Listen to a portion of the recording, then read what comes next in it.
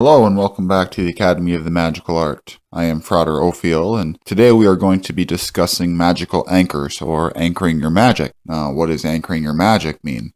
Well, in one of our previous videos, Vibration and Frequency, we discussed how when two things begin to interact with each other, their particles do what's called quantum entanglement, joining themselves together, and no matter how many miles apart those two things are from each other, they remain intertwined on an energetic level, unless they are consciously separated or severed from each other, which is why we bless and consecrate our items when we bring them into our sacred space, so that we can place our energy on them and allow that quantum entanglement to take place between the object and ourselves, and everything previous to that, unless we want it to be involved with that object, is then severed away. So consecrating and blessing your tools, looking at that aspect becomes very important. For this reason, this is why a lot of intuitives are able to hold an object or touch a wall in a home and be able to read everything that's happened in that home, or read where that object has been and intuitively see it, because that object carries the trace, that carries that memory and that essence upon it. So when you are wanting to sanctify and make sacred an object, to make it holy, you consecrate it and you bless it, after cleansing it, of course, so that it then has all of that previous energy removed, and then it becomes a new object dedicated to a specific purpose, carrying a specific energy and nothing else. So there are many different types of anchors. So first, we have things like our fingernails, our hair. These are anchors that grow out of our body. They carry our essence, they carry our DNA, and then they are severed from the body. You also have excretion from the body, such as saliva, urine, and excrement. This is fluid that our body expels. We then have life force energy, which is, first of all, blood, something that is very, very powerful, and then sexual fluids. Both of these carry the essence and the energy of life. It is an extension of you. It carries your DNA, but it vibrates on a completely different level. So these are all anchors that you can use to assist you in your magic and boost your magic a little bit. We then have the type of anchor that, as we discussed, like a name paper or a picture. The picture, I do believe it was the Native Americans who used to say that taking a picture of you is capturing a piece of your soul.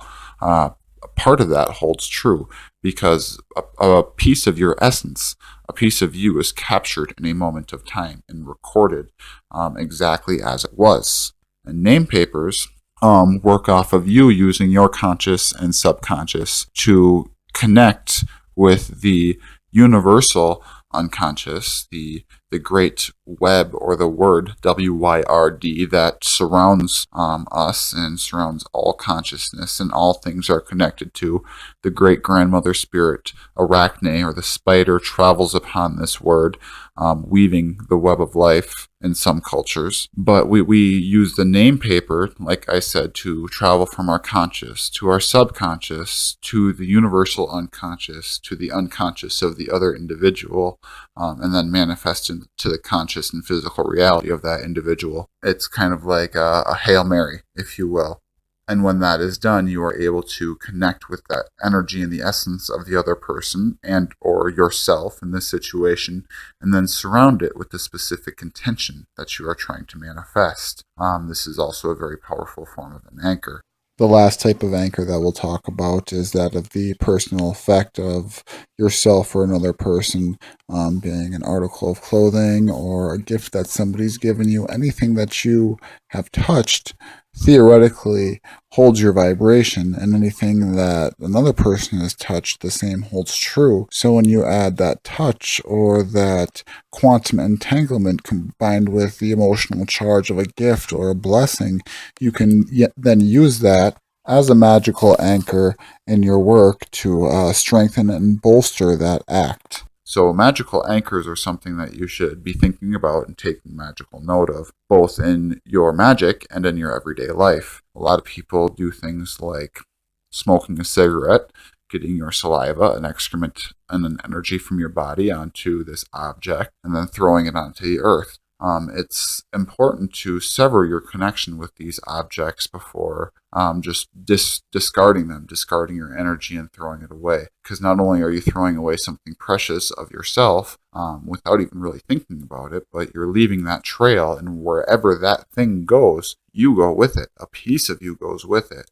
It's like having a piece of chain or line tied to you and then just traveling wherever it may go indefinitely until that is severed. So before you discard your energy, sever it consciously and break that quantum entanglement so that it can leave safely. So I think that'll about wrap it up. That'll give you a pretty good idea of what magical anchors are and how to use them, and some things to take note of. As I said, just be sure to anchor your magic to where it's supposed to go and give it that target, give it that line. Cut that path for it to travel down easily before sending it out so it doesn't get lost on the way. I hope that this was educational for you and helpful on your magical journey. I want to thank you once again for joining with me today at the Academy of the Magical Arts. And until next time, blessed be.